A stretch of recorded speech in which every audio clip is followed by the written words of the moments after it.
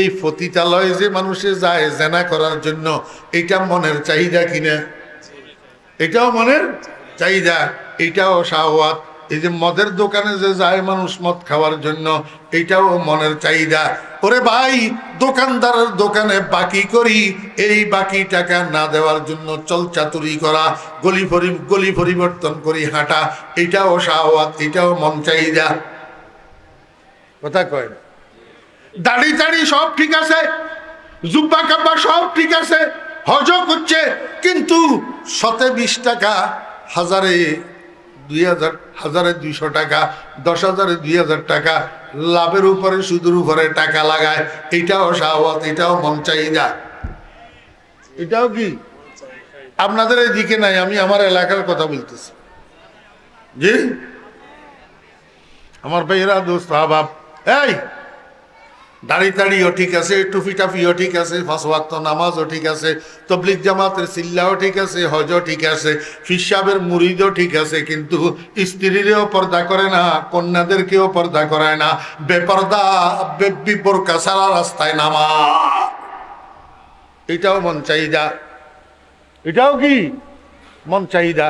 এই শাহওয়াত শব্দ, এটারে যদি আপনি বিশ্লেষণ করেন, আজকে ফজর পর্যন্ত করতে পারবেন।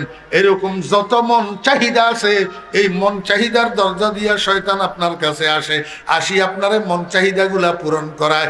দোস্ত আহবাব, আল্লাহর হাবিবের উল্টা চলায়, আল্লাহর হাবিবের সুন্নতের বরখেলাপ চালায়, আল্লাহ পাক রব্বুল আলামিনের হুকুমের বরখেলাপ চালায়। এই মন চাহিদার দরজা দিয়া শয়তান মানুষের কাছে আসে। এই জন্য আমরা কি মন চাহিদা অনুসরণ করব না রসুল অনুসরণ করব? আমার মন যেটা চায় সেটা করব না, রসুল যেটা চায় সেটা করব। ঠিক আছে না ইনশাআল্লাহ? শাহওয়াত 3 নম্বর দরজার নাম হলো গজব। 3 নম্বর দরজার নাম কি? গজব। আরবি শব্দ, বাংলাতে গজব শব্দের অর্থ হলো রাগ। গজব শব্দের অর্থ কেটা? রাগ, রাগ, রাগ। আমার ভাইরা, দোস্ত আবার, রাগের 3টা স্তর আছে। ইসলামী সায়েন্সের পরিভাষায় রাগের প্রথম স্তরকে বলে জুবুন, দ্বিতীয় স্তরকে বলে সুজাআত, 3 নম্বর স্তরের নাম হলো তাহাউর। প্রথম স্তরটা কি? ও দোস্ত আবার, মানুষের কাছে রাগ একেবারে না থাকলেই নয়, থাকতে হবে। কি রকম, কি পরিমাণ রাগ থাকতে হবে? যেই পরিমাণ রাগ থাকলে মানুষ তার ন্যায্য অধিকার সংরক্ষণ করতে সক্ষম হয়। কথা কয় না? ন্যায্য অধিকার সংরক্ষণ করতে কি হয়? আপনার আব্বা 30 বছর পর্যন্ত একটা দোকান করলো, এই 30 বছর পরে সন্ত্রাসী 3-4 জন লাঠি লইয়া আপনার কাছে আসি, কয় এই বেটা নাম দোকান থেকে, এই দোকান আমার, এই দোকান আমার। অথচ দোকানের বিটির মালিকানাও আপনার বাপের, দোকানের মালিকানাও আপনার বাপের। 30 বছর পর্যন্ত আপনার আব্বা এই দোকান করছে। এখন আব্বা মারা যাওয়ার পরে সন্ত্রাসী কতগুলা লাঠি লইয়া আসি আপনার দোকানের দাবি করতেছে। আপনি তখন কি করবেন? আপনি তাদেরকে রাগ প্রদর্শন করতে হবে, যেই রাগের দ্বারা আপনার ন্যায্য অধিকারটা আপনার জন্য সুনিশ্চিত হয়, রক্ষিত হয়, রক্ষা পায়। এই রাগ যদি আপনার কাছে না থাকে, তাহলে আপনার কাপুরুষ। আপনি এই রাগ না থাকার নাম জুবুন, এটা কাপুরুষতা। আমার ভাইয়েরা, দোস্তাবাব, আপনি একজন ইমানদার, আপনার আল্লাহর উপরে যদি কেউ আক্রমণ করে, আপনার রসুলের উপরে যদি কেউ আক্রমণ করে, আপনার আল্লাহকে নিয়ে যদি কেউ কটূক্তি ক্রিটিসাইজ করে, আপনার রসুলকে নিয়ে যদি কেউ কটূক্তি ক্রিটিসাইজ করে, সেটার প্রতিবাদ যদি আপনি করতে না পারেন, প্রতিবাদ করার মতো রাগ যদি আপনার কাছে না থাকে, তাহলে বুঝতে হবে আপনি কাপুরুষ। বুঝতে হবে আপনি কি কাপুরুষ। তাহলে এই পরিমাণ রাগ থাকা ভালো, যেই পরিমাণ রাগের দ্বারা নিজের ন্যায্য অধিকার সংরক্ষণ করা যায়। এটা হলো রাগের সর্বনিম্ন স্তর। রাগের আরেকটা সর্বোচ্চ স্তর আছে, যেটাকে ইসলামী সায়েন্সের পরিভাষায় বলে তাহাউর। এটা হলো উগ্র রাগ। মানুষের মধ্যে যখন এই উগ্র রাগটা আসে তখন মানুষের দিক বিদিক জ্ঞান শূন্য হয়ে যায়, মানুষ দিশাহারা হয়ে যায়, মানুষের কাছে দিক বিদিক জ্ঞান থাকে না।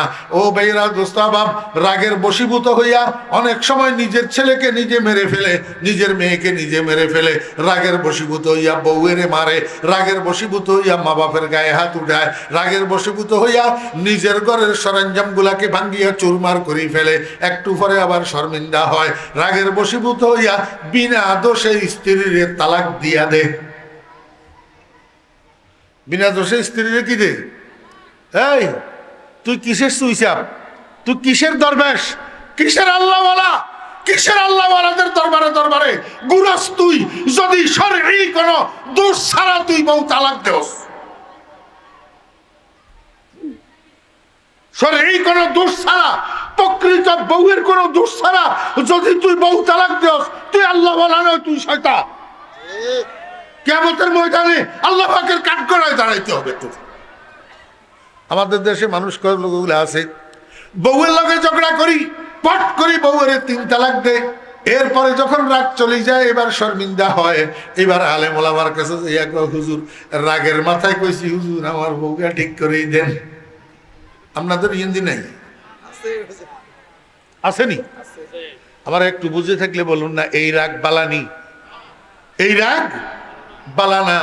এই উগ্র রাগের দরজা দিয়া শয়তান আপনার কাছে আসে, আসি আপনারে ঘর ভাঙ্গায়, আপনি আপনার ছেলে মারায়, মেয়ে মারায়, আসি আপনাকে বউ মারায়, আসি আপনাকে বউ তালাক দেওয়ায়, আসি আপনাকে মা বাপের গায়ে হাত তোলায়, এই শয়তান ন্যায় কুমন্ত্রণা দিয়া এই উগ্র রাগের দরজা দিয়ে আপনার কাছে আসে।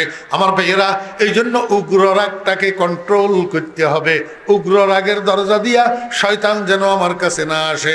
উগ্র রাগকে কেমনে কন্ট্রোল করবেন? যখন আপনার মধ্যে রাগ আসে সাথে সাথে বলবেন আউযু বিল্লাহি মিনাশ শাইতানির রাজিম, আউযু বিল্লাহি মিনাশ শাইতানির রাজিম।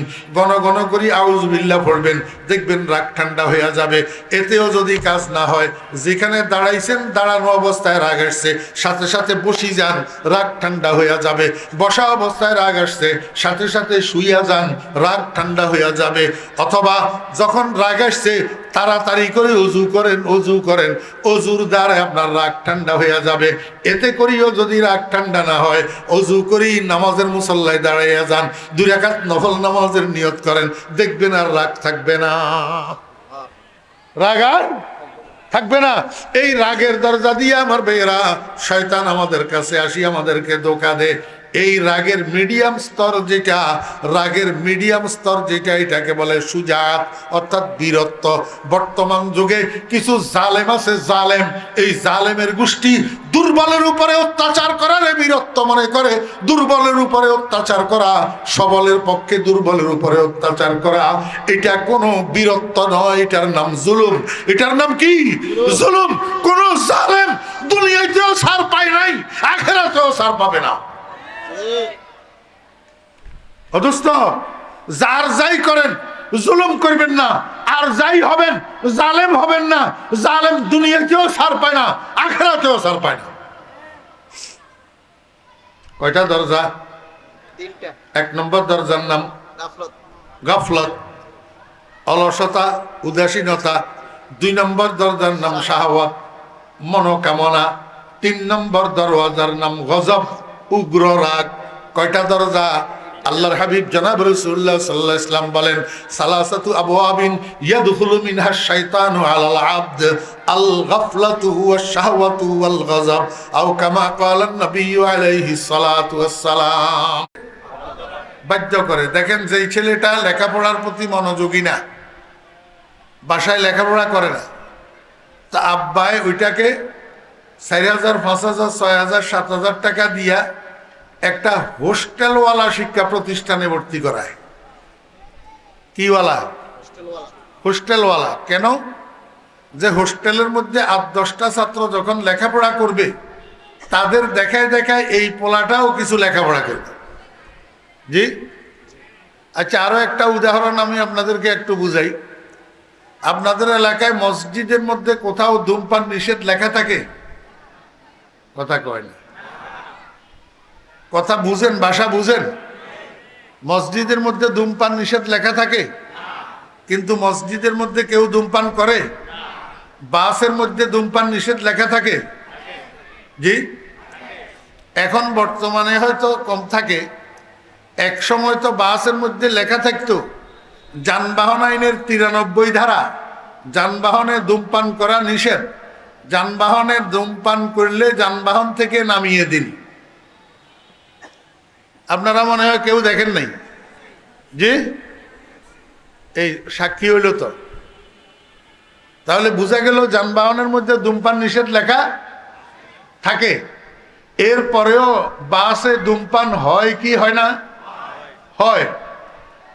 মসজিদের মধ্যে ধূমপান নিষেধ লেখা থাকে না, তারপরেও মসজিদের মধ্যে ধূমপান হয় না। কেন? মসজিদ ধূমপানের পরিবেশ নয়, বাস ধূমপানের পরিবেশ।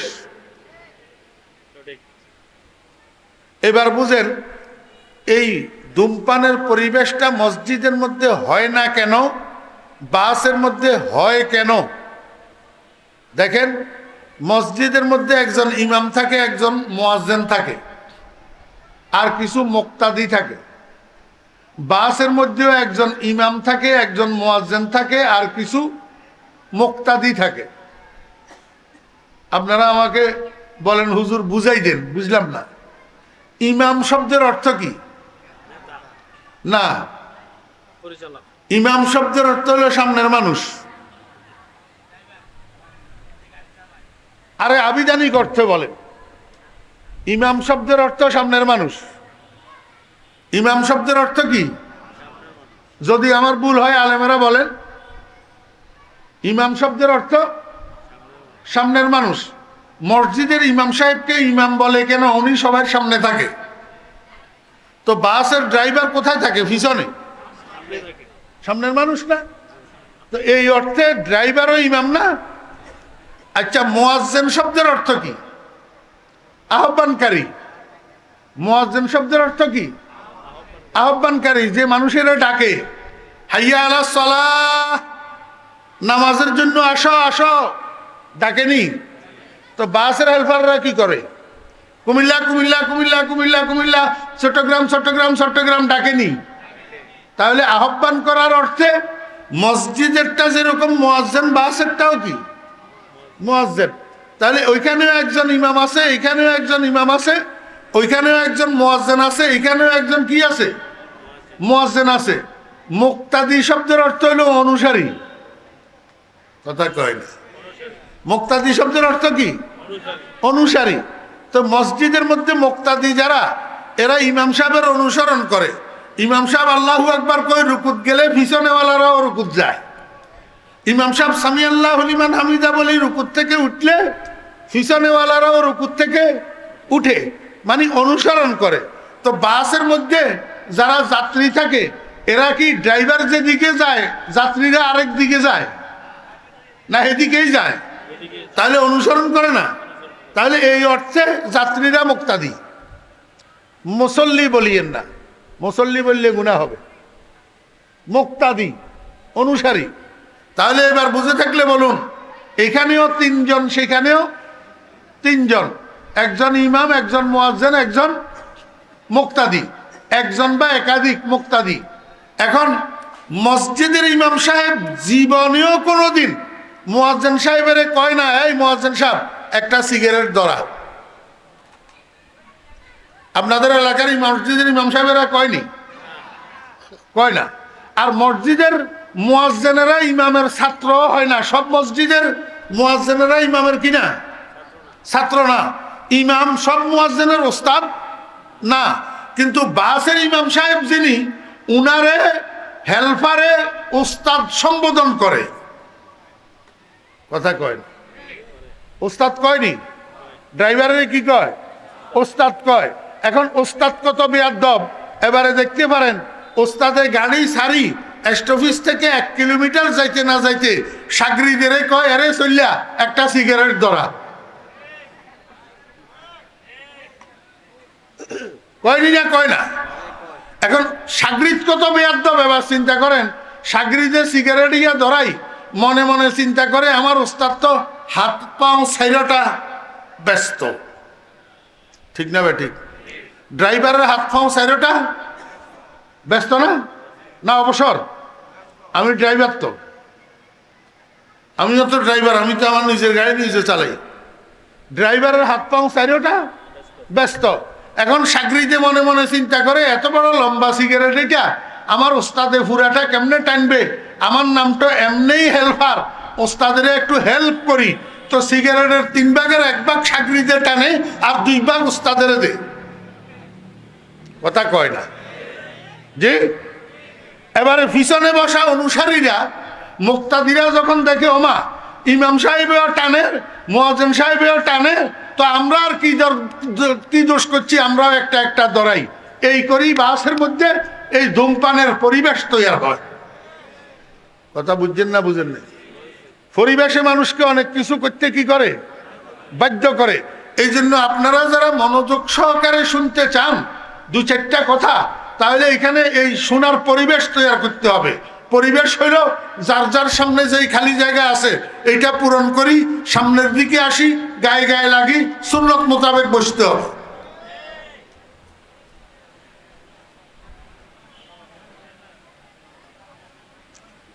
বসার থেকে যদি না উঠেন, তা আমি সামনের উদাহরণটা দিব যে এটাতে সবাই শরম পাইবেন।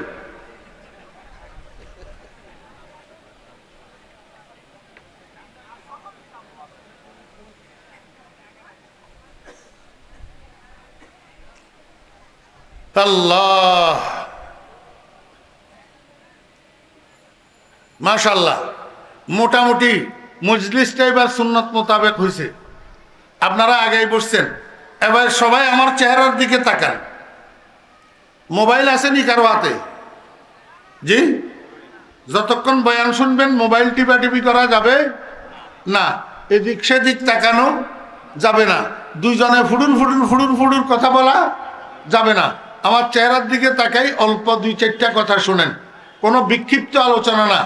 আমার অভ্যাস নাই কতক্ষণ এদিকে ডুস মারা আর কতক্ষণ ওইদিকে ডুস মারা।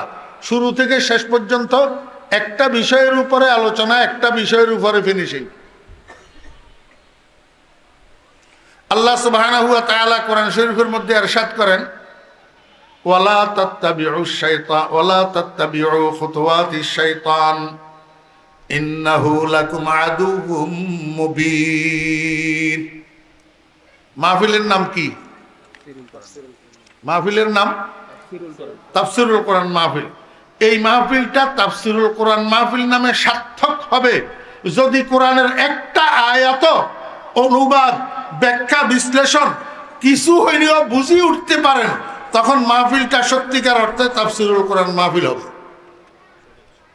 কথা বুঝছেন না বুঝেন নাই? কিন্তু আফসোস, আমরা সারা জীবন বয়ান শুনি, কিন্তু এখনো পর্যন্ত একটা আয়াত অনুবাদ জানি না।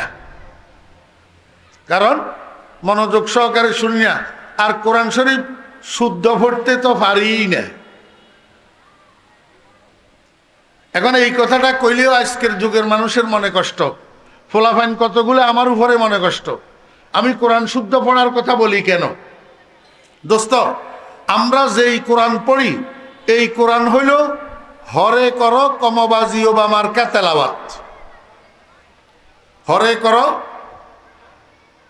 এক লোক কলিকাতা চাকরি করত, অশিক্ষিত মানুষ, মুরুক্ষ, কিন্তু নিজে মুরুক্ষ হইলেও একটা পোলা, ওই পোলাটারে লেখাপড়া করাইছে বাংলায়, বাংলার উপরে অনার্স মাস্টার্স করাইছে। উচ্চশিক্ষিত না? বাংলার উপরে অনার্স মাস্টার্স করছে, যে এটা উচ্চশিক্ষিত না?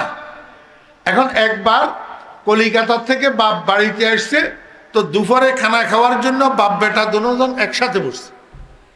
আপনি শুনেন নাই? এই শুরুর কথাটা আপনার ছুটি গেছে। বাপ বেটা দুজন একসাথে খানা খাওয়ার জন্য বসছে। ছেলে কয়, আব্বা, আপনার ঠিকানাটা না জানার কারণে আমরা আপনার কাছে চিঠিপত্র দিতে পারি না, বাড়ির সুসংবাদ দুঃসংবাদ আপনাকে জানাইতে পারি না। আপনি নিজে লেখাপড়া না জানলেও আমরা যদি আপনার কাছে চিঠি লিখি, কাউকে দিয়া পড়াইলেই তো আপনি বাড়ির সংবাদগুলা জানতে পারেন। তো আব্বা, আপনার ঠিকানাটা একটু দেন, আমরা যেন আপনার কাছে চিঠিপত্র দিতে পারি। তো আব্বাই কয়, বাবারে তুমি তো জানো আমি তোমার বাপ মূর্খ, লেখাপড়া জানি না, আমি ঠিকানাটা বলি তুমি একটু লিখো। তো বাপের ঠিকানা বলতেছে হরে কর কমবাজি হবার উদের কারখানা ডডনম কলিকাতা। কিছু বুঝছেন তুঝছেন? ছেলে কয়, আব্বা কি লিখবো, আপনি এটা কি ভাষা কইলেন? আমি বাংলার উপরে এত লেখাপড়া করলাম, আপনি যেই ভাষা বললেন এটার তো কুলকিনারা করতে পারলাম না, এটা কি বললেন? তো ছেলে তো বুঝে বাপ মূর্খ, আচ্ছা ঠিক আছে আব্বা, আমি শর্ট হ্যান্ডে নোট করি, আপনি একটু কথাটা আবার বলেন, ঠিকানাটা আবার বলেন। তো আব্বা আবার বলছে হরে কর কমবাজি হবার উদের কারখানা ডডনম কলিকাতা। তো ছেলে এটার নোট করছে, নোট করি এবার এইটার উপরে গবেষণা করছে, রিসার্চ করছে। শিক্ষিত পোলা তো, উচ্চ শিক্ষিত, গবেষণা করি বাপের কথাটার আসল শুদ্ধ কথা কি আবিষ্কার করতে সক্ষম হয়েছে। আসল শুদ্ধ কথাটা কি? হরেক রকম বাজি ও বারুদের কারখানা ৬৬ নং কলিকাতা। হরেক রকম বাজি ও বারুদের কারখানা ৬৬ নং কলিকাতা। এখন এই কথাটা বলার দোষে হয়েছে হরে কর কমবাজি ও বারুদের কারখানা ডডনং কলিকাতা। আমাদের বর্তমানের মানুষের কোরআন তেলাওয়াত এরকম। এবার বুঝছেন নি কিছু? বলে হুজুর এটার একটা উদাহরণ দেন না। আপনারা মুর্দার কবরে মাটি দেওয়ার সময় কি দোয়া পড়েন? আরেকজনে কয় বিসমিল্লাহ ওয়া আলহামদুলিল্লাহ। এইটাও না। আখেরি জমানার মুসলমান এমনি কথা বলতে দিলে সাইলটা সাইলটা কথা বলতে পারে, এক এক ভাষণ জানে, এত বড় বড় 5 মণ ওজন, কিন্তু গোড়ার ডিম মুসলমানের বাচ্চা হিসাবে ইসলামী অনুশাসনের জিনিসগুলা জানে না। কইলে মনে কষ্ট, কইলে মনে কষ্ট। আর মোল্লার গোষ্ঠীরে তো মনে করে কিচ্ছু বুঝে সুঝে না, মোল্লা দেখলেই মনে করে কিচ্ছু বুঝে সুঝে না। এমন মোল্লা যেই মোল্লায় তারে 50 বছর ক্লাস করাইতে পারবে, সেই মোল্লারেও বোকা মনে করে। কবরে মাটি দেওয়ার দোয়া কোনটা? সবাই বলেন।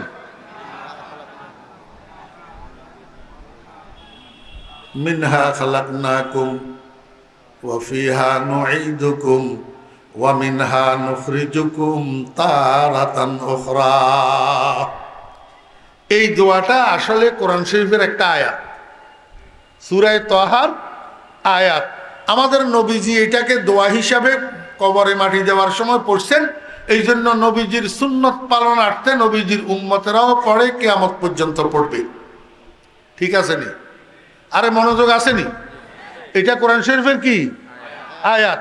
এখন আপনি যদি এই দোয়াটারে এইভাবে পড়েন, মিনহা খালাকনাকুম ওয়া ফিহা নাঈদুকুম ওয়া মিনহা নাখরিজুকুম তারাতান উখরা,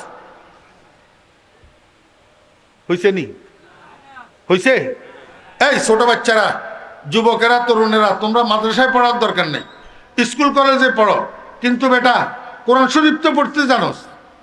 নুরানি পড়ি এরপরে না স্কুলে গেছস, কোরআন শরীফ শিখি মক্তব থেকে তারপরে না স্কুলে গেছস। তোরা আমাকে বল, মিনহা খালাকনাকুম ওয়া ফিহা নাঈদুকুম ওয়া মিনহা নাখরিজুকুম তারাতান উখরা, এই দোয়াটা কোরআন শরীফের আয়াতের তেলাওয়াত কি শুদ্ধ হইছে? তো তোর নেতাগিরির কি লাভ? সারা জীবন নেতাগিরি করলি, এত বড় নেতা হইলি, মস্ত বড় নেতা হইলি, সারা জীবন নেতাগিরি করলি, কবরে তোর নেতাগিরির কথা ফেরেশতায় জিজ্ঞেস করবে না মুসলমানের কথা জিজ্ঞেস করবে? কি জিজ্ঞেস করবে? মুসলমানের কথা। তো মুসলমান তো নামাজ ছাড়া হইতে পারে না, আর নামাজ শুদ্ধ হওয়ার জন্য সহি কোরআন তেলাওয়াত লাগে। তোর কোরআন তেলাওয়াত সহি নাই, তুই ঘোড়ার ডিমের মুসলমান, তোর ঘোড়ার ডিমের নামাজ, তুই ঘোড়ার ডিমের নেতা।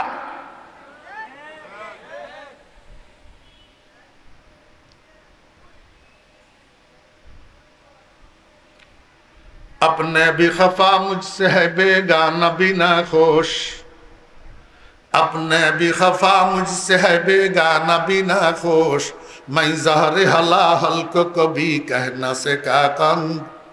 জিগর মুরাদাবাদী রহমতুল্লাহ আলাই, ইংরেজি শিক্ষিত মানুষ, কোনো আলেম না, হযরত থানভী রহমতুল্লাহ আলাইহির মুরিদ। জিগর মুরাদাবাদী রহমতুল্লাহ আলাই বলেন, আমার উপরে আমার এগানা বেগানা সবাই বেজার, তার একমাত্র কারণ আমি বিষের পেয়ালাকে বিষের পেয়ালা বলি, মিষ্টির পেয়ালা বলতে পারি না, মিষ্টির পেয়ালাকে মিষ্টির পেয়ালা বলি, বিষের পেয়ালা বলতে পারি না, এই জন্য এগানা বেগানা সবাই আমার উপরে বেজার।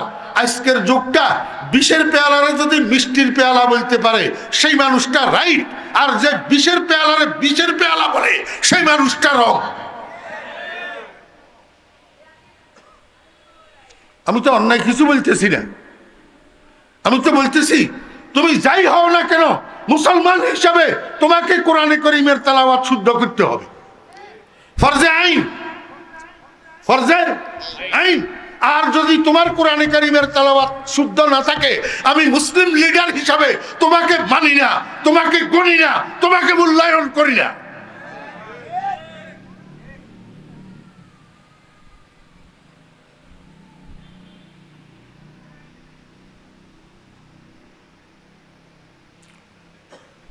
আল্লাহ সুবহানাহু ওয়া তাআলা ইরশাদ করেন, ওয়ালা তাত্তাবিউ খুতুওয়াতিশ শাইতান। একটা একটা শব্দে আমি আপনাদেরকে অনুবাদ করে দিতেছি যাতে আপনারা মনে রাখতে পারেন। বিশেষ করে আমার ছোট ভাইয়েরা, আমাদের সন্তানেরা, যুবক তরুণেরা যারা আছে, তোমরা একটু মনোযোগ সহকারে শুনো যেন আয়াতটা বুঝি এখান থেকে উঠতে পারো।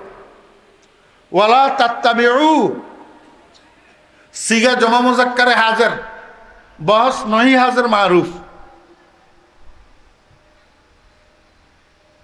হে ইমানদারগণ, আল্লাহ পাক ইমানদারদেরকে বলতেছেন, এই আয়াতের শুরুতে ইয়া আইয়ুহাল্লাযীনা আমানু আছে, কোনো কাফেরকে বলে নাই, ইহুদিকে বলে নাই, খ্রিস্টানকে বলে নাই, হিন্দুকে বলে নাই, বুদ্ধকে বলে নাই, ইমানদারকে বলছে। কি বলছে? ওয়ালা তাত্তাবিউ, তোমরা অনুসরণ করিও না। তোমরা বুঝে থাকলে বলুন তো, ওয়ালা তাত্তাবিউ শব্দের অর্থ কি? তোমরা অনুসরণ করিও না। কি অনুসরণ করিও না? খুতুওয়াতিশ শায়তান, শয়তানের পদাঙ্ক, শয়তানের। এখন এই পদাঙ্ক শব্দটা আপনারা অনেক মুরব্বী হয়তো বুঝেন নাই, কারণ শুদ্ধ ভাষার শব্দ তো। আমি আপনাদেরকে আমাদের গ্রাম্য ভাষায় বিষয়টা বুঝাই। মানুষ যখন রাস্তা দিয়ে হাঁটে, রাস্তা যদি ফাঁকা থাকে তো রাস্তার উপরে কি ফাঁয়ের চিহ্ন পড়ে? কথা কয় না। ফাঁকা রাস্তা দিয়ে হাঁটলে রাস্তার উপরে ফাঁয়ের চিহ্ন পড়েনি না। রাস্তা যদি কাদাযুক্ত হয়, রাস্তা যদি মাটির রাস্তা হয়, আর মাটি যদি নরম হয়, বৃষ্টি পড়ছে, কাদা হয়ে গেছে, এমন রাস্তা দিয়ে যদি একটা মানুষ হাঁটি যায়, মাটির মধ্যে ফাঁয়ের চিহ্নটা পড়েনি? এই ফাঁয়ের চিহ্নটাকে আরবি ভাষায় এক বচনে বলে খুতওয়াতুন, বহু বচনে বলে খুতওয়াতুন। এবার বুঝে থাকলে বলুন, খুতওয়াতুন শব্দের অর্থ কি? ফাঁয়ের চিহ্ন। কথা বুঝে না। শুদ্ধ বাংলা কয় পদাঙ্ক, পদাঙ্কর দরকার নাই, বেশি পণ্ডিতি ভালো না, বেশি পণ্ডিতি সবাই বুঝে না। ফাঁয়ের চিহ্ন। খুতওয়াতুন শব্দের অর্থ কি? তাহলে একজন মানুষ আগে দিয়ে হাঁটি গেল, তার ফাঁয়ের চিহ্ন মাটির মধ্যে পড়লো, পিছনে আরেকজন মানুষ হাঁটার সময় যদি আগের মানুষটার ফাঁয়ে ফাঁয়ে ফাঁও দে, আগের মানুষটার ফাঁয়ে ফাঁয়ে ফাঁও দে, তাহলে পিছনের মানুষটা হলো আগের মানুষটার পদচিহ্নের অনুসারী। পদচিহ্নের কি? অনুসারী। তা আল্লাহ কয়, হে ইমানদারগণ, তোমরা শয়তানের পদচিহ্নের অনুসরণ করিও না। এই কথাটার অর্থ কি? এই কথাটার অর্থ হইল হাঁটার পথ, চলার পথ ভিন্ন। চলার পথ, কথা কয় না, চলার পথ ভিন্ন। ভাই, মুসলমানের চলার পথ আর হিন্দুর চলার পথ এক? আমার ভাইয়েরা, দোস্ত আহবাব, একজন মুসলমান একজন হিন্দু একটা হোটেলে ঢুকছে নাস্তা করার জন্য মাগরিবের নামাজের একটু আগে। একই টেবিলের দুই পাশে দুইটা চেয়ারে বসে দুজন নাস্তা করছে। নাস্তা করতে করতে মাগরিবের আজান শুরু হয়ে গেছে। দুজন একসাথে উঠি কাউন্টারে যাইয়া বিল পরিশোধ করছে। বিল পরিশোধ করি হোটেলের এক দরজা দিয়া দুজন বাইর হইছে, কিন্তু বাইর হওয়ার পরে একজন যায় ডান দিকে আর একজন যায় বাম দিকে। কারণটা কি? আমার ভাইয়েরা দোস্ত আবাব, একজন মুসলমান আর একজন হিন্দু, ওই হোটেলের ডান দিকে একটা মসজিদ, বাম দিকে একটা মন্দির। মুসলমান যাইতেছে মসজিদের দিকে আর হিন্দু যাইতেছে মন্দিরের দিকে। বুঝি থাকলে বলুন না, দোনোজনের চলার পথ এক না দুই? মুসলমানের গতি কোন দিকে? হিন্দুর গতি কোন দিকে? মাইলে মোমেন সোয়ে মসজিদ মিশাওয়াদ, মাইলে মোমেন সোয়ে মসজিদ মিশাওয়াদ, মাইলে হিন্দু সোয়ে মন্দির মিশাওয়াদ। আমার ভাইয়েরা দোস্ত আবাব, বর্তমান দুনিয়ার মানুষ কতগুলো আছে, এদের দিলের গতি আমেরিকার দিকে। কোন দিকে? আমেরিকার দিকে। আর কতগুলা মানুষ আছে এদের দিলের গতি মদিনার দিকে। কোন দিকে? বুঝে থাকলে বলুন না, গতি দুজনের এক না ভিন্ন? কিন্তু দুজন মুসলমানের দাবিদার, দুজন মুসলমানের, দুজন ইসলামের দাবিদার। ইসলামের কথা বলে, ইসলাম কায়েম করার কথা বলে, ইসলাম পছন্দ করার কথা বলে, ইসলামকে মহব্বত করার কথা বলে, ইসলামের জন্য জিহাদের কথা বলে। কিন্তু বাহ্যিকভাবে তাকাইলে দেখা যায় গতি মদিনার দিকে না, গতি আমেরিকার দিকে। এই জন্য আমার দাদা পীর ফটিয়ার হজরত মুফতি সাহেব রহমতুল্লাহ আলাইহি শেষ রাত্রে আল্লাহর দরবারে বসে বসে কান্দে, না আমেরিকা না লন্ডন সে হো উলফত, হামে মস্তে মদিনা কর খুদায়া। ইয়া আল্লাহ, তুমি আমাকে আমেরিকা মুখী বানাইও না, আমাকে তুমি আমেরিকার আদর্শওয়ালা বানাইও না, আমেরিকার অনুসারী বানাইও না, আমেরিকার গোলাম বানাইও না, আমেরিকার কথার মানার দাস বানাইও না। আমাকে তুমি মদিনামুখী বানাও, মদিনার কামলিওয়ালার গোলাম বানাও, মদিনার আদর্শে আদর্শবান বানাও। আমি আমেরিকামুখী হইতে চাই না, লন্ডনমুখী হইতে চাই না, ভারতমুখী হইতে চাই না, আমি মদিনামুখী হইতে চাই। জি আমার কুমিল্লাবাসী ভাইরা, আজকে আমি আপনাদেরকে একটা দোয়া শিখাই দিই। আপনারা পাঁচ ওয়াক্ত নামাজের পরে এই দোয়াটা করিয়েন, মুখস্থ করিয়েন। দোয়াটা একটা ছন্দ। একটা কি কি ছন্দ? না আমেরিকা না ভারত সে হো উলফত, না আমেরিকা না ভারত সে হো উলফত। আয় আল্লাহ, কেউ তো ভারত প্রেমী আর কেউ আমেরিকা প্রেমী। আমি ভারত প্রেমীও হইতে চাই না, আমেরিকা প্রেমীও হইতে চাই না। না আমেরিকা না ভারত সে হো উলফত, হামে মস্তে মদিনা কর খুদায়া। কোনমুখী হইতে হবে? মদিনামুখী হইতে হবে। আমি আপনাদেরকে বুঝাইতে চেয়েছিলাম চলার পথ এক না ভিন্ন? আমার ভাইরা দোস্ত বাপ, একটা হইলো আমার রসুলের চলার পথ, আর একটা হইলো শয়তানের চলার পথ। একটা রসুলের চলার পথ আর একটা শয়তানের চলার পথ। রসুল আমার বন্ধু, শয়তান আমার শত্রু। কথা কয় না? শয়তান আমার কি শত্রু। যে কেমন শত্রু? শত্রু দুই প্রকার আছে। এক প্রকার হলো প্রকাশ্য শত্রু, আর এক প্রকার হলো গোপন শত্রু। আমার এই দেহের মধ্যে আমার সাথে দুইজন শত্রু আছে। একটা প্রকাশ্য শত্রু, তার নাম শয়তান, আর একটা গোপন শত্রু, তার নাম নফস বা মন। শত্রু কয়জন? এখানে আল্লাহ পাক রব্বুল আলামিন প্রকাশ্য শত্রুর আলোচনা করতেছেন। ইন্নাহু লাকুম আদুউম মুবিন।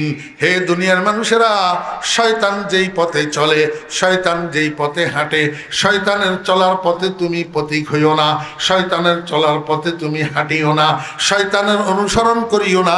এই কথার অর্থ হলো শয়তানের রাস্তা তুমি বর্জন করো, কারণ শয়তান তোমার প্রকাশ্য শত্রু। শয়তান তোমার কি? প্রকাশ্য শত্রু। মনোযোগ আসেনি? আচ্ছা, আপনারা আমাদেরকে বলেন যে যার সাথে যার শত্রুতা, সে তার ভালো চায় না খারাপ চায়? কল্যাণ চায় না অকল্যাণ চায়? মঙ্গল চায় না অমঙ্গল চায়? শুভ কামনা করে না অশুভ কামনা করে? তো শয়তান যখন আমার শত্রু, কস্মিন কালেও শয়তানে আমার ভালো চায় না। শয়তানে আমার ভালো চায় না। আমার বেহরা দোস্তাবাব, একটা বন্ধু আপনাকে যেই পরামর্শ দিবে, একটা শত্রু সেই পরামর্শ দিবে না। বন্ধু আপনার ভালোর জন্য পরামর্শ দিবে, আল্লাহু আকবার। শত্রু আপনাকে আপনার খারাপের জন্য পরামর্শ দিবে। আল্লাহ পাক রব্বুল আলামিন কয় দুনিয়ার মানুষেরা গাফেলে আজি আরে খোদায়ে বেখবর, চন্দে বাসি বেখবর চু গাও খর। ও আমার বান্দারা, শত্রু কেন চিনলা না, বন্ধু কেন চিনলা না, শয়তানের অনুসরণ কেন করো, শয়তানের কথা কেন মানো, শয়তানের পথে কেন চলো? তোমার বন্ধু তো মুহাম্মদুর রাসূলুল্লাহ সাল্লাল্লাহু আলাইহি ওয়াসাল্লাম। চেরা আমি তার সিয়ায়ে মাযহার যে মাহশর, কিয়ারত বে গুমাবা শুধু মুহাম্মদ। আমাদের বন্ধু শয়তান না রাসূল? জি আমার ভাইরা, দোস্ত আহবাব, এই জন্য আমাকে রসুলের অনুসরণ করতে হবে, শয়তানের অনুসরণ করা যাবে না। এটা একটা মূল নীতি আল্লাহ পাক শিখাই দিলেন। এবার এই মূল নীতির থেকে আপনি ছোট ছোট ছোট ছোট অনেক মশলা বাইর করতে পারবেন। একজন মানুষের জীবনের 4টা প্রেক্ষাপট। কয়টা? একজন মানুষের জীবনের 4টা প্রেক্ষাপট। 1 নম্বর হলো ব্যক্তি জীবন, 2 নম্বর পারিবারিক জীবন, 3 নম্বর সামাজিক জীবন, 4 নম্বর রাষ্ট্রীয় জীবন। এই 4টা প্রেক্ষাপটে আপনার ছোট বড় যত কাজ, সব কাজ রসুলের অনুসরণে হবে, শয়তানের অনুসরণে হবে না। ব্যক্তি জীবনের কাজগুলা কি কি আমি আপনাদেরকে একটু বুঝাই। একজন মানুষ, একজন ব্যক্তির মাথার তালু থেকে পায়ের তালু পর্যন্ত একটা শরীর, এই শারীরিক যত কার্যক্রম আছে এগুলা কার অনুসরণে করবেন? রসুলের অনুসরণে করবেন। আমার ভাইয়েরা, দোস্ত আহবাব, একজন মানুষের ব্যক্তি জীবনের প্রথম হইল এই মাথা। প্রথম কি? মাথা। মাথার মধ্যে আছে কতগুলা চুল। এখন একজন মানুষ যদি ইমানদার হয়, উনি যদি শয়তানের অনুসারী না হয়, রসুলের অনুসারী হয়, তাহলে চুলগুলা কাটবে কার অনুসরণে? হেয়ার স্টাইলটা কার হবে? না হিন্দু? মনে কষ্ট নিও না আমার ছোট ভাইয়েরা ও আমাদের সন্তানেরা, সেলুনে যাইয়া এমনি গোল করি, নিচের গুলাকে যে কুট্টা কুট্টা করি, ছোট করি, উপরে তুবা একটা বানাই রাখো। তুবা মনে হয় যেন মায়ের পেট থেকে আসার সময় নিয়ে আসছে যে চুল, সেগুলাও কাটে নাই। এই যে একটা হেয়ার স্টাইল বানাইলি তুই, তুই কি সীতারানীর পোলা না হরেশ চন্দ্রের পোলা? তুই তো আব্দুর রহমানের ছেলে, আমেনা বেগমের দুধ পান করি বড় হয়েছিস। তাহলে তোর হেয়ার স্টাইল মদিনার কামলিওয়ালার হেয়ার স্টাইল হবে। যেহেতু তুই রসুলের অনুসারী, তুই শয়তানের অনুসারী কেন হইলি? ওই মুদি দাদার হিন্দুর হেয়ার স্টাইল কেন গ্রহণ করলি?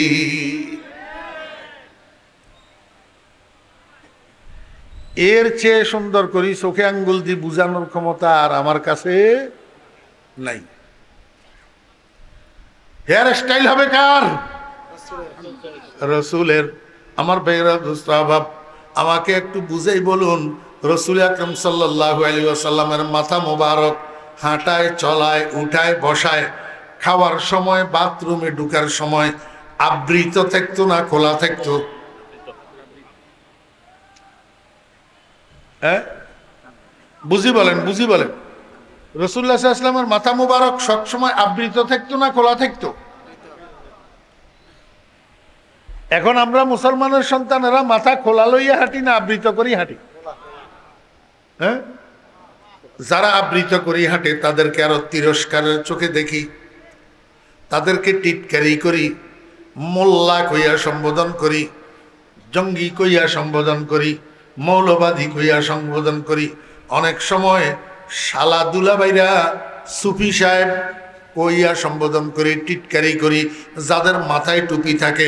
অথচ এই টুপি দিয়া মাথাকে আবৃত রাখা এটা রসুলের আদর্শ, রসুলের পথ। আর মাথা খোলা রাখি হাঁটা এটা হইল শয়তানের পথ। মুসলমান, তুমি কার অনুসরণ করবা, শয়তানের না রসুলের? নামাজ পড়বে লাগিলেও টুপি লই যায় না, নামাজ পড়বে লাগিলেও টুপি নিয়ে যায় না। আরো কয় যে টুপি ছাড়া কি নামাজ হয় না? আরো কি কয়? টুপি ছাড়া কি নামাজ হয় না? আরে পাগল, লবণ দি খাইলেও তো ভাত পেট ভরে।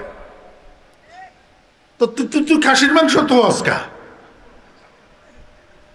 হযরত থানভী রাহমাতুল্লাহ আলাইহির সাথে ঠাকুর একটার বহস হইতেছে, ঠাকুর একটার বহস হযরত থানভী রাহমাতুল্লাহ আলাইহির সাথে। ঠাকুরিয়ায় কয়, ঠাকুরিয়া মানুষ চিনে নাই, যেখানে সেখানে গালবালায়। ঠাকুরিয়ায় কয় খানে সে মকসদ পেট ভরনা, ঠাকুরিয়া কয় সজদে সে মকসদ ইবাদত হ্যায়, মসজিদ মে হো ইয়া বুতখানা। ঠাকুরিয়া কয় যে এবাদতের সেজদার থেকে মকসুদ হইলো, উদ্দেশ্য হইলো এবাদত করা। এবারে সেজদা এটা তুমি এই মূর্তির সামনে দেও অথবা মসজিদে দেও, কথা তো সমান।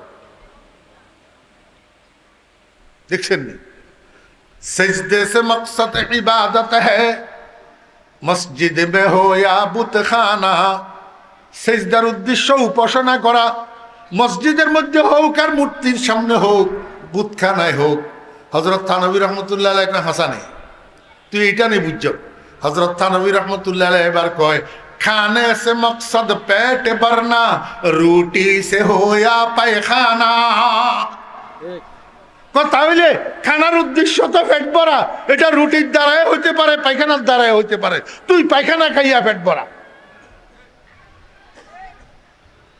কথা বুঝেন নাই?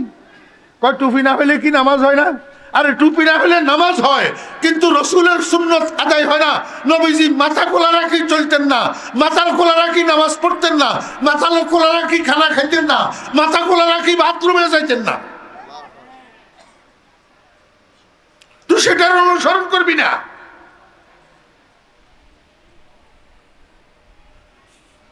আরে কাপড় না থাকলে টুপি কেন? খোলা গায়ে নামাজ পড়লেও তো নামাজ হয়। কাপড় না থাকলে তোর কাছে কি পয়সা নাই টুপি বানানোর?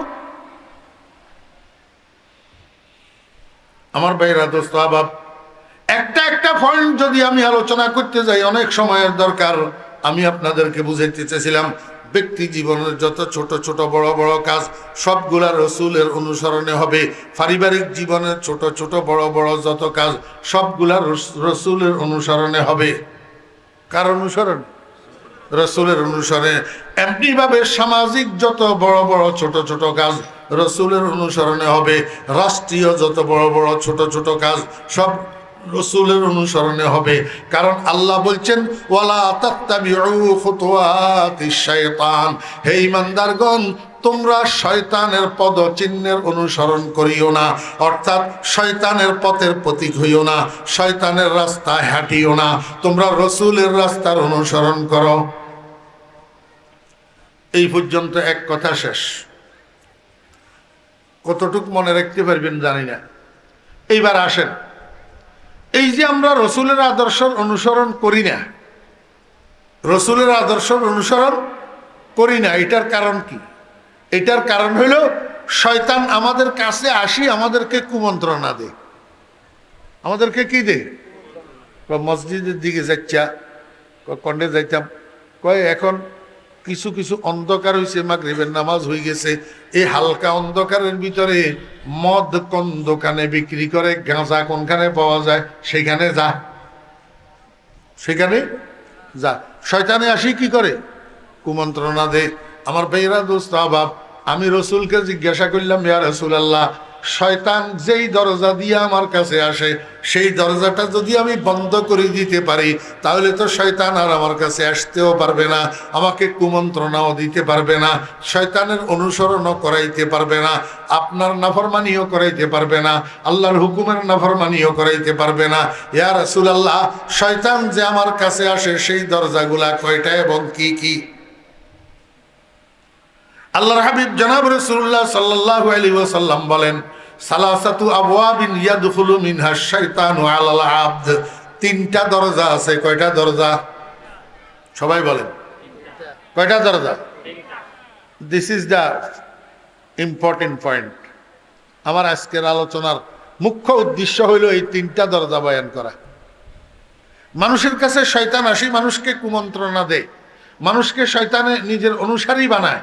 কয় দরজা দিয়ে আসে? কয় দরজা? বলেন বলেন, কয় দরজা দিয়ে আসে? কথা আমার না নবীজির? রসুলের কথা।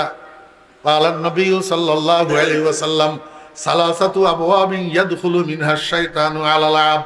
কোন বাপের বেটা যদি থাকেন আমার সামনে দাঁড়াইয়া বলেন না হুজুর হাদিসটা জাল হাদিস, বলেন না।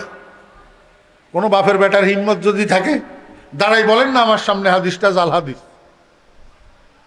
আর যদি জাল হাদিস না হয়, যদি সত্যি সত্যি রসুলের জবানের বাণী হইয়া থাকে, তাহলে আপনি কেন মানবেন না? রসুলের বাণী কেন মানবেন না আপনি?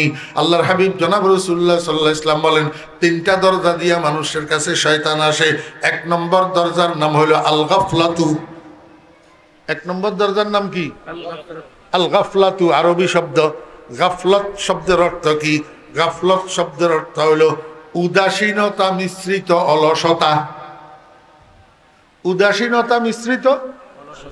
আমার শব্দ খেয়াল রাখিয়ে, বাসায় যাইতে যাইতে বলি যাবেন। গাফলত শব্দের অর্থ হইল কি? উদাসীনতা মিশ্রিত অলসতা। দুইটা কথা বলছি, একটা হইল অলসতা আর একটা হইল উদাসীনতা। এই দুইটা জিনিস এমন জিনিস যার কাছে থাকে তার দুনিয়াও বরবাদ, আখিরাতও বরবাদ। অলসের দুনিয়াও বরবাদ, আখিরাতও বরবাদ। উদাসীনের দুনিয়াও বরবাদ, আখিরাতও বরবাদ। আমি একটা ছোট্ট মানুষ, রসুল আকরাম সাল্লাল্লাহু আলাইহি ওয়াসাল্লামের হাদিসটা আপনাদেরকে শুনাইতেছি, একটু মনোযোগ সহকারে শুনি। বাড়িতে যাইয়া, বাসায় যাইয়া এটারও একটু অ্যানালাইসিস করিয়েন, একটু দিমাগের ভিতরে ঘুরাইয়েন, তো ওই কথা বুঝে আসবে ভালো। দোষ কয়টা? দুইটা। একটার নাম অলসতা আর একটার নাম উদাসীনতা। দোনোজনের দুনিয়া আখিরাত বরবাদ। অলসেরও দুনিয়া আখিরাত বরবাদ, উদাসীনেরও দুনিয়া আখিরাত বরবাদ। উদাসীন মানে অমনোযোগী। অলসের দুনিয়া আখিরাত কেমনে বরবাদ? অলস দিনের 12টা পর্যন্ত শুইয়া থাকে, কাজে যায় না, অথচ ঘরে ভাত রান্না করার জন্য চাউল নাই। বুঝে না কথা তো? রিপ্লাই নাই কে? নাই। কিন্তু দিনের 12টা পর্যন্ত শুইয়া থাকে, কাজে যায় না, নিজেও উপাস থাকে, ঘরের মানুষগুলারেও উপাস রাখে। কি কারণে? অলসতার কারণে। কিসের কারণে? আমার ভাইয়েরা, দোস্ত আবাব, ফজরের যখন ফজরের আজান হয়, আসসালাতু খায়রুম মিনান নাওম, অলসে আরো ভালো করে মাথা মোড়ায় কম্বল দিয়া। অলসতার কারণে শোয়ার থেকে উঠে না, মসজিদে যায় না, ফজরের নামাজটা পড়ে না, আখিরাতও বরবাদ। এই অলসের দুনিয়াও বরবাদ হইল, আখিরাতও কি হইল? বরবাদ হইল। এরকম ভাবে উদাসীন অমনোযোগীরও দুনিয়া আখিরাত দুটোটা বরবাদ। কেমনে? দোকানদার একটা দোকান দিছে 5 লাখ টাকা পুঁজি দিয়া, কিন্তু ঠিক মতো দোকানদারি করে না। 1 ঘন্টা দোকানের ক্যাশে বসে, আর 1 ঘন্টা ফাঁসের চায়ের দোকানে যাইয়া টেলিভিশনের সামনে বসে থাকে। এইভাবে কাস্টমার এখান দিয়ে আসি আসি ঘুরিয়ে যায়। এইভাবে 2 বছর দোকানদারি করার পরে দেখা যায় ফুটে গেছে। কেমনে বুঝলো?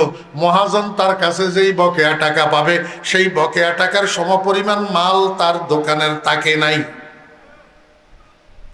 দোকানের তাকে নাই, ব্যবসা ফুটে গেছে নি। এই ফুটে গেছে কি কারণে? মনোযোগের সাথে দোকানদারি না করার কারণে, উদাসীনতার সাথে দোকানদারি না করার কারণে দুনিয়া বরবাদ হইল নি।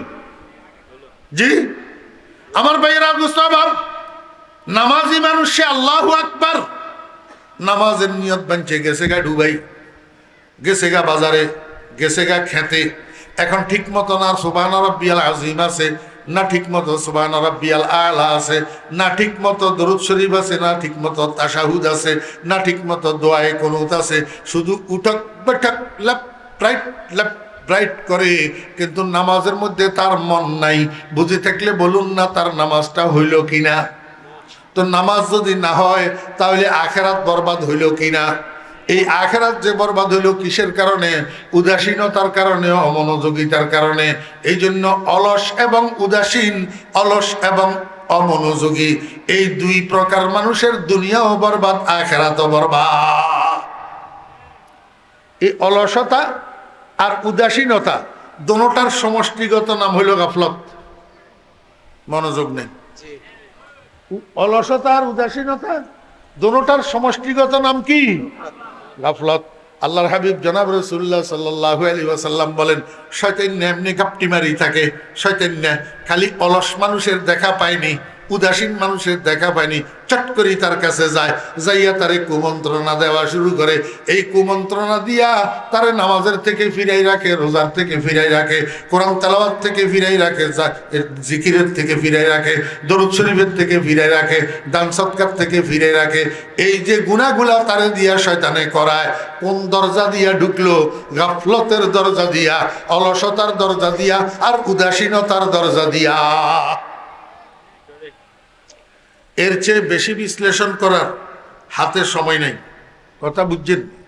1 নম্বর দরজা, মানুষের কাছে শয়তান আসি মানুষের কুমন্ত্রণা দিয়ে কয় দরজা দিয়ে আসে?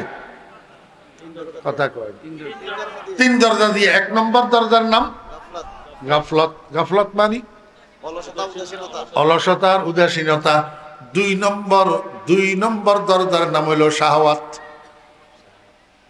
2 নম্বর দরজার নাম কি? শাহওয়াত শব্দের আবিধানিক অর্থ হইল মনোবাঞ্ছনা। শাহওয়াত শব্দের আবিধানিক অর্থ কি? মনোবাঞ্ছনা। আপনারা মুরব্বীরা বুঝেন নাই মনোবাঞ্ছনা কিয়া? আল্লাহু আকবার। এই মানুষের বাহ্যিক যে কতগুলো অঙ্গ প্রত্যঙ্গ আছে না, চোখ, কান, হাত, পাও, এগুলা বাহ্যিক অঙ্গ প্রত্যঙ্গ। এরকম মানুষের ভিতরেও 3টা অঙ্গ আছে, গোপন অঙ্গ, যেগুলা চোখে দেখা যায় না। কয়টা? কি কি? একে নফস, একে রূহ, একে দিল। একে নফস, একে রূহ, একে দিল, ওয়ালে দার হারফে হারিয়ে কাহাসেতে মুশকিল। মানুষের ভিতরে 3টা অঙ্গ আছে, চোখে দেখা যায় না। একটার নাম নফস, একটার নাম রূহ, একটার নাম দিল। একটার নাম নফস, একটার নাম রূহ, একটার নাম দিল। আমার ভাইরা দোস্ত আহবাব, দিল এটা উর্দু ফার্সি ভাষার শব্দ। বাংলায় বলে অন্তর, ইংরেজিতে বলে হার্ট, আরবিতে বলে কলব। আরবিতে বলে কি? কলব। আরেকটা হলো রূহ, রূহের বাংলা হইল আত্মা। আর একটা হইল নফস, নফসের বাংলা হইল মন। নফসের বাংলা মন। আমাদের সকলের ভিতরে মন নামে একটা অঙ্গ আছে, দেখা যায় না। বুঝছেন না? বুঝেন? এই মনের কিছু চাহিদা থাকে। ভিতরে যে অঙ্গটা মন আছে নফস, এই মনের নফসের কিছু কি থাকে? চাহিদা থাকে। আমার ভাই রাজস্ব আবাব, কোন মানুষের নফসের চাহিদা হয় ভালো, কথা কয় না। কোন মানুষের মনের চাহিদা হয় কি? ভালো। আর কোন মানুষের মনের চাহিদা হয় খারাপ। কোন মানুষের মনের চাহিদা হয় আল্লাহু আকবার, তবলিগের জামাতে চিল্লাই যাওয়া, মনের চাহিদা হয়। আর কোন মানুষের মনের চাহিদা হয় মদের দোকানে যাওয়া, সিনেমা হলে যাওয়া। কোন মানুষের চাহিদা হয় রাত্র দিন 24 ঘন্টা টাচ মোবাইল একটা হাতে লইয়া খালি ঠেলে ঠেলে ঠেলে খালি ঠেলে। আমার ভাইরা দোস্ত হবে, এটা মনের চাহিদা। কিসের চাহিদা? মনের চাহিদা। তাহলে বোঝা যায় মনের চাহিদা কতগুলা ভালো আছে আর মনের চাহিদা কতগুলা খারাপ আছে। এই মন চাহিদাটাকে আরবি ভাষায় বলে শাহওয়াত। মন চাহিদাটাকে আরবি ভাষায় কি বলে? আমার একটু বুঝে থাকলে কর না।